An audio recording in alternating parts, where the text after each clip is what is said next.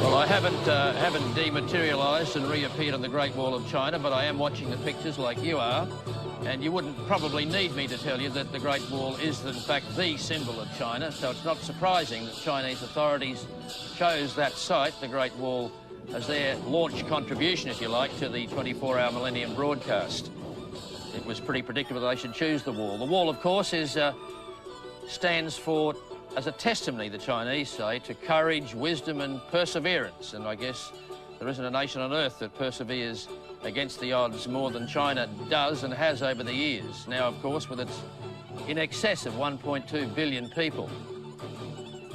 I don't know whether we've seen this sort of thing on the Great Wall of China before. It's not exactly the tourist view of the wall. I don't know too much about the music, but this music we know, of course, is traditional Chinese, but the earlier stuff that you were hearing with that wonderful picturesque coverage of the wall was a particularly melodic thing for Chinese music, which is usually more of this kind of thing.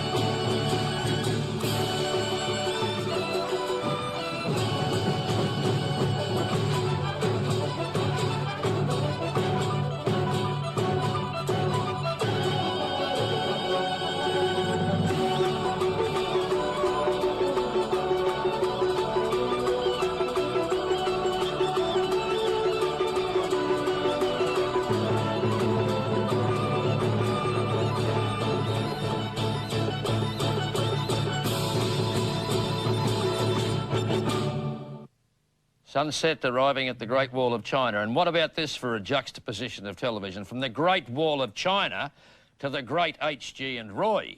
What do you think so far, guys? Well, it's been an absolute knockout, and that rendition from the Chinese, the Great Wall of Sherbet's, how's that? I've never heard it sound better, George. Don't be afraid of that marvellous way the Chinese have of interpreting Australian classics.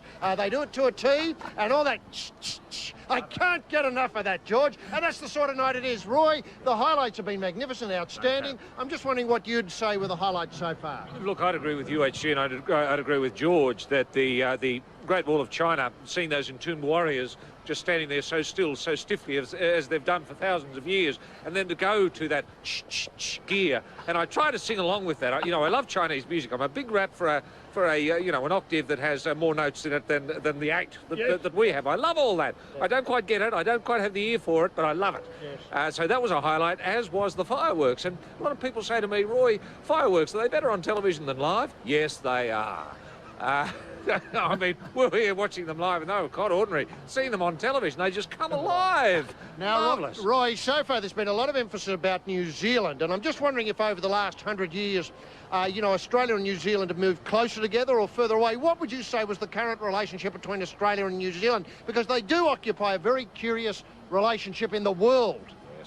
It's a very good question. It's interesting to note, HG, that almost to the date, 100 years ago, New Zealand had the chance to join Australia in federation. And we're telling the world this because the world is watching. The world doesn't realise that New Zealand was so close to Australia, and they could have been our 7th and 8th states, the North and South Island of New Zealand. But they decided to go their own way, to be their own nation and their own people. And you'd have to say, without being patronising, that they've done very, very well, haven't they? Australians love New Zealanders. We see them as sort of second cousins, losers, really. We see them as being. But whenever people mention the Shaky Isles to me, or the land of the long white cloud, or the boiling springs. I get a little misty-eyed. Oh, yeah, well, he does. You know, I love New Zealand. I love New Zealanders. I just wish they'd have joined us all those years ago. Yeah. And then we'd feel as if we know them a little bit better, because as it is, we hardly know them at all. Yeah. They're like strangers to us, aren't they? They weren't even part of Gondwana. Look, going really back in time, when the supercontinent here, I don't know if we can see it here, but there was a time when most of these nations were fused as one at the bottom of the earth. New Zealand wasn't part of us then, and they're not part of us now. And Roy, we know where you stand on lists, but this tonight, of course, a very special night. The close of the millennium, the close of the century, the close of the decade, the close of the year. And people do get weird about resolutions. And I'm just wondering, Roy, if you have any advice for those who might be thinking about making a resolution tonight. Are you thumbs up for the resolutions or thumbs down for the resolutions? What is the Slaven mindset vis-a-vis your New Year's resolution? Actually, I'm a big rat for revolutions and resolutions, as you well know. I like to make a resolution every year. This year I decided my resolution would be to hit the bag a little bit harder. And I've done my bloody best to do so. And a lot of people have said to me, Roy, gee, you're hitting the bag a lot harder this year. And it's true, yes. I have been.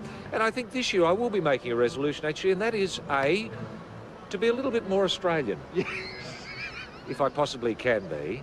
And to understand people a little bit more. And if I can throw a third one in there, to try and understand what Mark Taylor talks about. I've tried with the bloke, you know, a little bit lost on international guests who aren't followers of cricket. But Mark Taylor, I've tried for a long, long time to understand him, and I don't understand a word. So I'm really going to try this year, as well as being a little bit more Australian, a little bit more understanding, and again, if I can, just try to hit that bag just that a little bit harder. And Roy, for those who may be making resolutions and they feel a sense of failure overwhelming them at about 12 o'clock tomorrow, whenever tomorrow should come in your part of the world, what advice do you have for them about pushing on and maintaining their resolve vis-a-vis their resolution? Well, I've often said, HG, that the way you spend the first night and the first day of the 1,000 years is pretty well much how you're going to spend the rest of your days in that 1,000 years. So it's pretty important to get off on a good start. So I would advise people, don't drink too much, don't be silly, don't party too hard, savour the moment. Yes. Stay clear of mind and clear of body for that first day, and the rest of the 1,000 years will fall into place. And when you decided to just punch the bag a little bit harder, did you set yourself any qualitative assessment of your punching? Did you decide you got some sort of punchometer out and said, OK, it's up to 0.01 improvement, I'll go for 0.02 tomorrow? Yeah. Well, I like hitting a brick wall, HG, as you well know. And if I've busted a couple of metacarpals, I know I'm hitting it pretty hard. That's what I aim for, to give the surgeon something to do with my hand. Now, our lists have gone through the roof. Yes, they have. The internet site's been taking a terrible pounding. And, Roy, you've got another list here concerning, I think it's your top 5 New Zealanders. Yes, I do have the top 5. Can you take us through it? Yes, I can, actually. And for those who missed us a little bit earlier on, we are playing a game, a sort of homespun party game for you at home. That is to come up with a list of 5 things. And we came up with the best 5 years in our view. But now the 5 best New Zealanders, to our mind, are as follows. Richard Wilkins, John Walker, Peter Snell, Jenny Shipley, and Shane Dye. They're my top 5 New Zealanders. And the talking point there, probably, HG, what would be your guess as the talking point? Well, so many choices. Jonah Lomu? Oh, well, I was going to say Sir Edmund Hillary. Sir Edmund Hillary? Yes, the second person on Everest. As you might recall, and New Zealanders would recall this as they're watching tonight, that Edmund Hillary was the second person on Mount Everest. Sherpa Tenzing had to drag him up, carry him up over that last 100 yards. And so we come to our next toast, and our next toast is to Fiji, Roy. Yes. In 25 words or less, Fiji, what does it mean to you? It means to me Siddhavati Rambuka, Ratusa Kamasisi Mara, and Timothy Bavandra. I still remember you, Timothy, and the good work you did. So, to Fiji. We ask Australia to be upstanding and charge your glasses as you take the toast to Fiji. And what a marvellous place it is, George. I don't know whether you've had a chance to visit it, but bloody hell, it's worth going. Beautiful. Can't pronounce the name, so why would you go there? There's HG and Roy, and thanks very much, Roy, for cementing relations with New Zealand as profoundly as you did. It's probably the biggest incident since the underarm bowling incident. In preparation for tonight's program, we asked dozens of Australians from all fields of endeavour to give us their thoughts and aspirations for the next millennium, and we were featuring them throughout the next 25 hours of 2000 Today.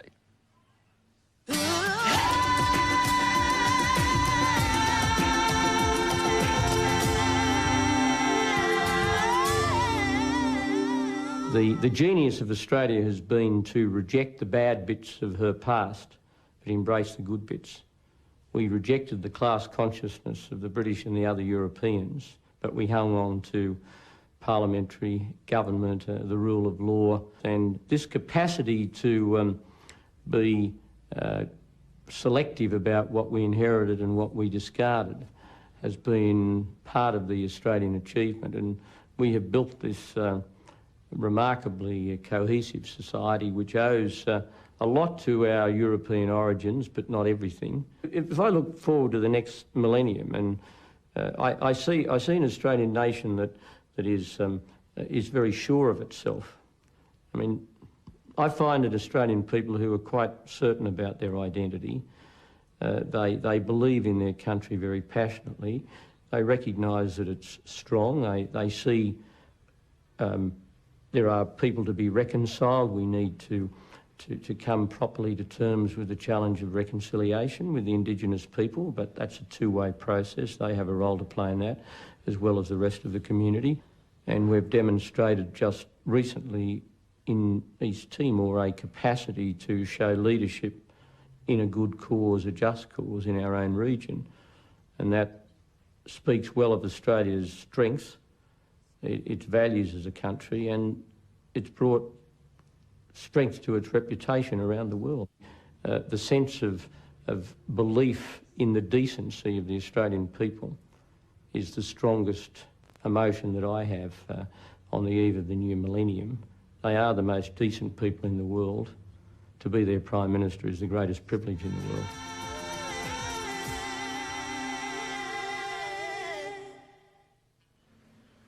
Prime Minister John Howard, I imagine, watching the fireworks as we speak with a few of his mates from the Cabinet at Kirribilli. You're watching 2000 Today here on your ABC, and we'll be crossing live around the world and around Australia for the next 25 hours, a day and a bit, as we welcome in the year 2000. As another feature for the 2000 Today special, children right across the country have been making what we've called resolution lanterns, New Year being the time for resolutions and all of that, as you just heard, Roy's resolutions. Here are our first lanterns from the tiny town of Thawa in the ACT. The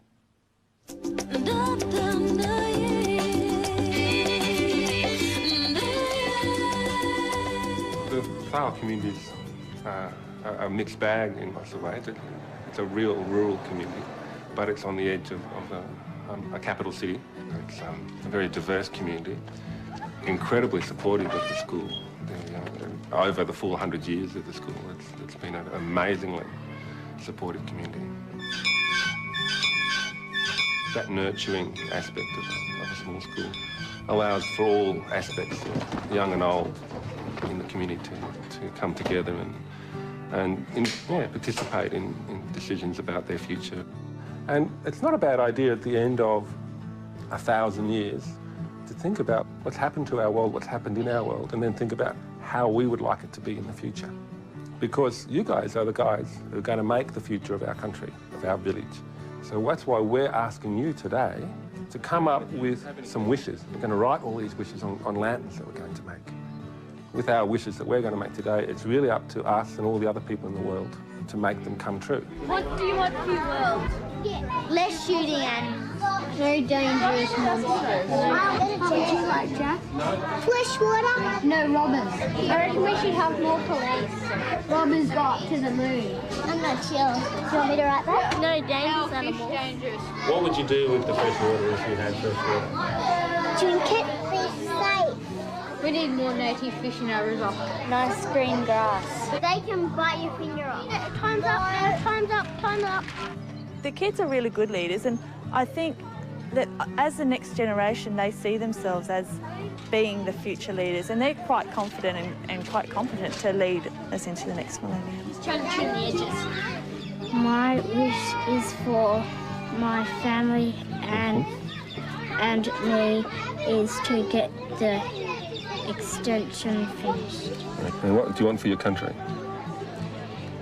I would like the Indigenous people to have some more land back.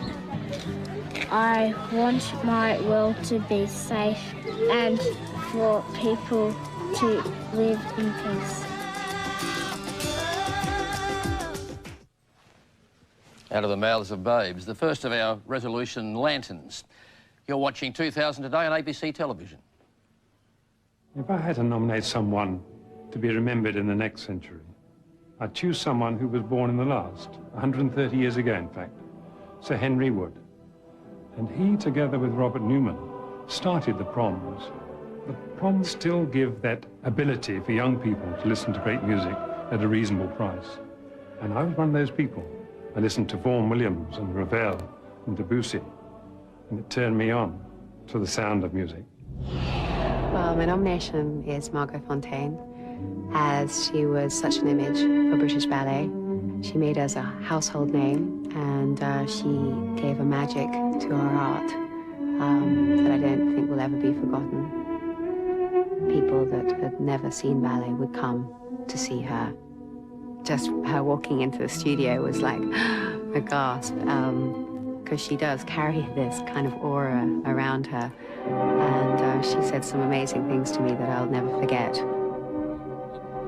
She had a wonderful, clean quality, not fussy, no frills attached, which was a wonderful style, and hopefully it will never be forgotten. I actually nominated Roger Bannister and his achievement of breaking that elusive 4-minute mile. For many, many years, so many people have been trying to break it. And a lot of the doctors and scientists actually were saying, I don't think this is physically possible. And there was Roger Bannister, a medical student that came out and thought, yep, I'm going to have a real go at this. And in 1954, he broke that 4-minute mile. I really do believe that if you set your goals, which is what Roger Bannister did, that you can really go out there, work hard, and you can make those goals come true. The poet John Keats deserves to be remembered and honoured for 3 reasons among many. The first, that he has poetic genius. Still more later flowers for the bees, until they think warm days will never cease, for summer has o'erbrimmed their clammy sounds. Secondly, he's a great radical spirit who lived a radical life and gets his radicalism into his politics in very fascinating, unostentatious ways. And thirdly, he's a great human spirit and a great lover of his companion Fanny Brawne, the woman who he adored for the last part of his tragically short life. I like the idea of a sort of Keats capsule going off into infinity, in which he gets the rewards that he was denied during his short existence. If you've just tuned in, this is 2000 Today on ABC television, a worldwide link-up with over 60 countries, bringing you celebrations from around the globe to mark the arrival of the year 2000. We're about to cross now to New Zealand, where they're just over 10 minutes away from midnight. We'll be seeing images from all over the land of the long white cloud as the Kiwis welcome the year 2000 from Auckland, where Split Enz are on stage right now to Dave Dobbyn's concert in Christchurch and everywhere in between. Fiji hits midnight, bang at the same time as New Zealand, so we'll sneak a peek at what's going on there as well. Before we go to New Zealand, though, I should say that in Adelaide, unlike the eastern states of Australia, the weather's looking pretty smart. I think it's cool there with moderate winds, and they're expecting good weather up until midnight, and you'll notice the countdown clock on your screens right now. And, of course, Adelaide is half an hour behind the eastern states. Let's go now to New Zealand.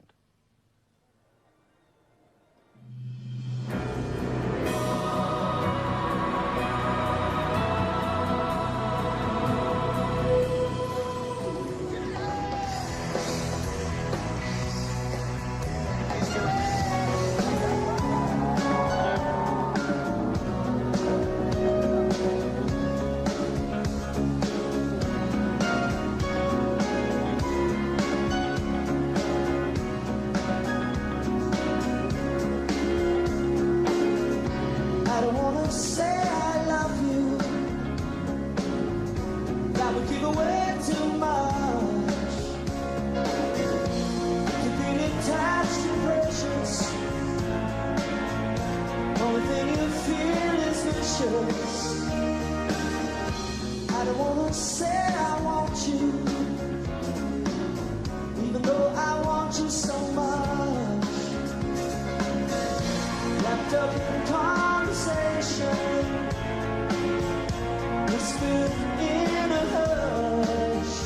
Though I'm frightened by the word, each time I make it hurt. No more empty self-possession. Vision swept under the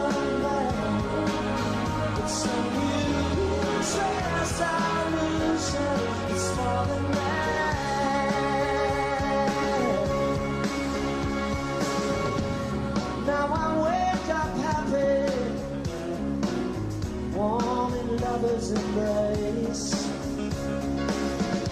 No one else can touch us while we're in this place. So I sing it to the world, simple message to my girl. No more empty self-possession. We should sweep under the man. It's on you, it's resolution. It's more than that.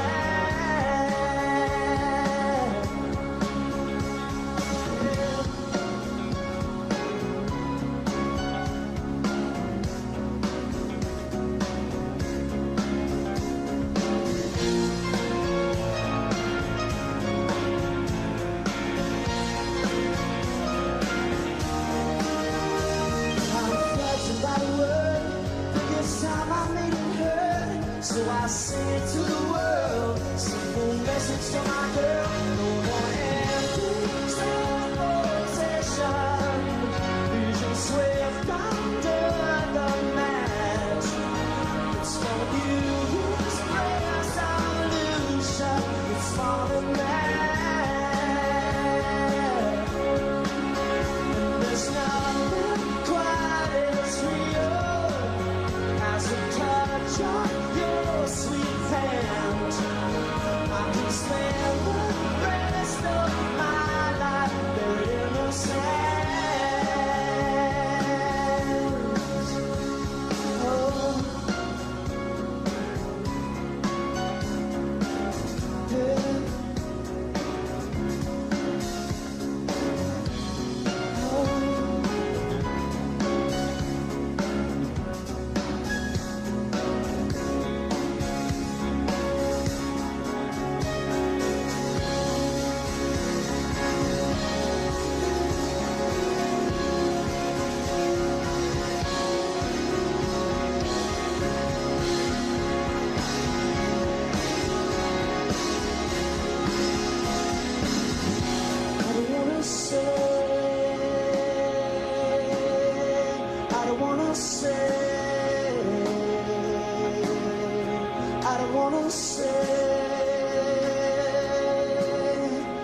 Wanna say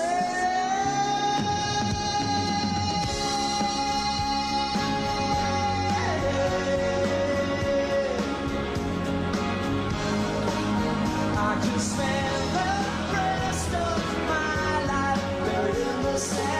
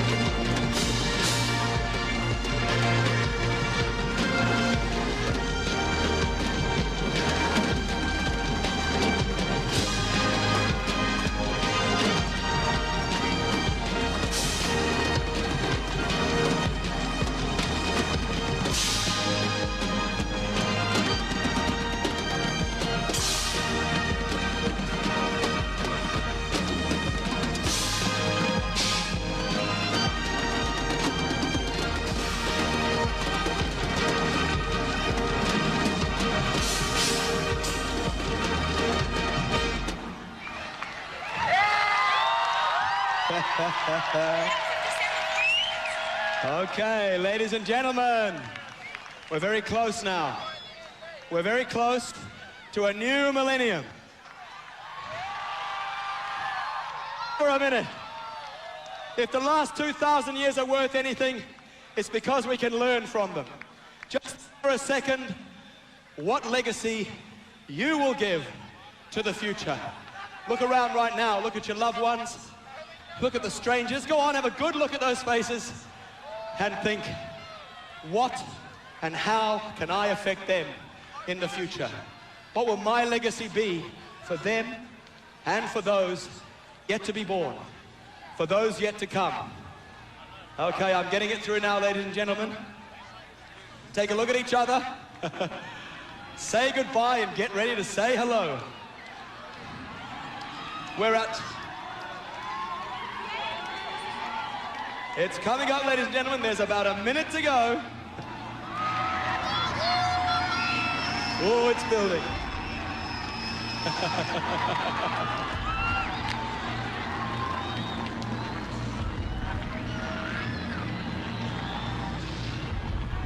Here it comes. I can feel it, ladies and gentlemen. I'm checking the watch.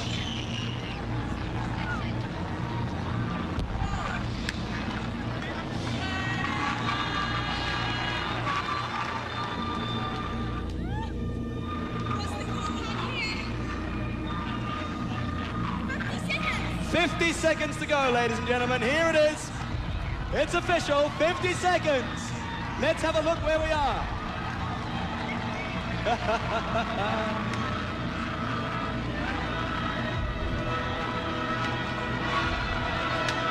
30 seconds. 30 seconds, ladies and gentlemen, and counting. Here we go.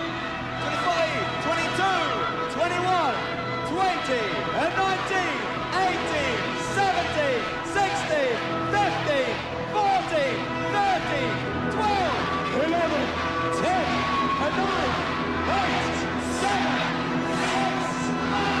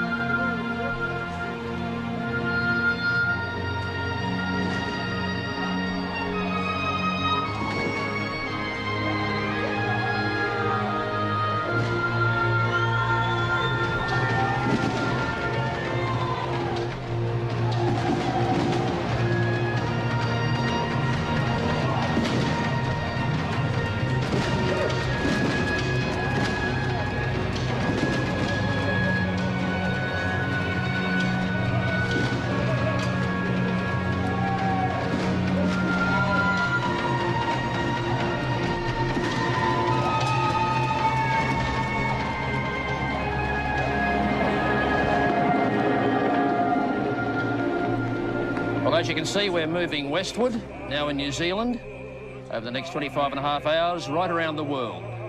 That's New Zealand's midnight, New Zealand's 2000. You can see in front of you in the Domain in Auckland. The event's been free to the public in New Zealand. An expected audience, they told us, of about 100,000. They all seem to be having the time of their life, although at one point it looked like it had turned into a wet T-shirt competition. This is Auckland, New Zealand, and the year 2000 has reached them.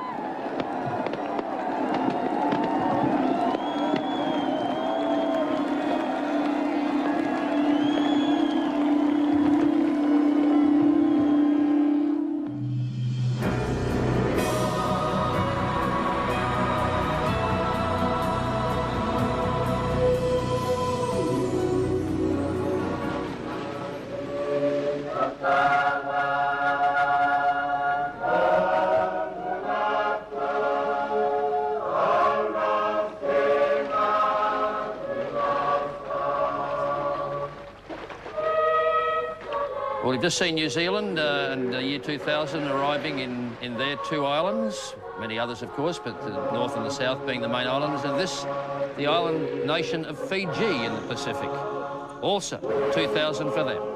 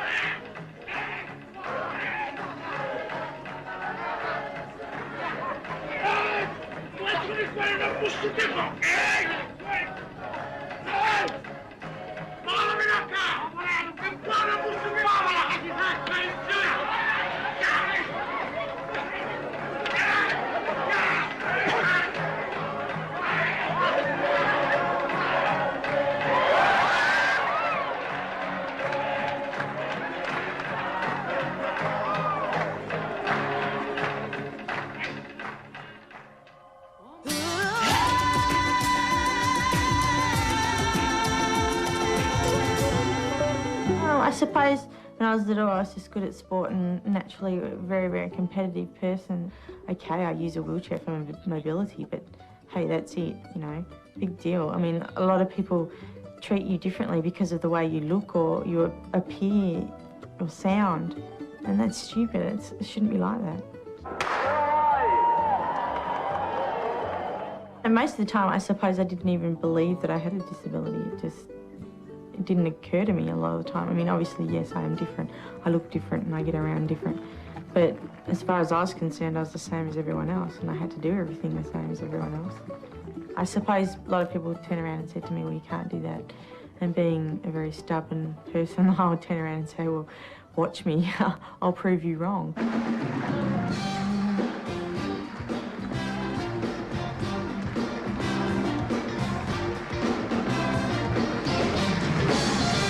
I think it's going to do a lot, not only for me, but for all athletes with a disability, because I'm the first one to win it, and it's amazing. In the new millennium, I'd like to see Australia progress as a nation and become bigger and better, I suppose, at all the things we do now.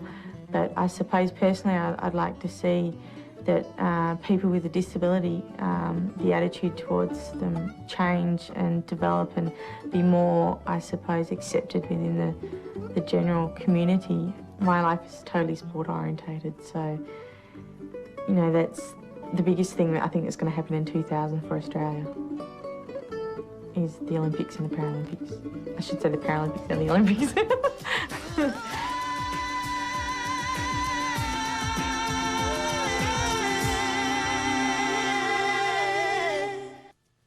Louise Savage, a genuine Australian icon. Coming up in the next half hour, we'll cross to the UK and the Royal Observatory in Greenwich, the home of Greenwich Mean Time, at this, you could say, special time for time. And we'll also hear the big voice of Annie Lennox, a favourite of many. Then we're off to Spain and the group that gained worldwide exposure during the closing ceremony of the Barcelona Olympics. Now to the West Coast, and where the West Australian Symphony Orchestra is tuning up as the crowd gathers on Perth's Cottesloe Beach. They're there to witness the very last sunset of 1999. The acclaimed Australian composer Peter Sculthorpe has reworked his evocative piece, Earth City, especially for this occasion, a reminder of the onerous task of being custodians, as we are, of this great land of ours. And from the West, we travel to the Sydney Opera House for a unique performance, House Dance, which was choreographed by the Australian Dance Theatre's Gary Stewart.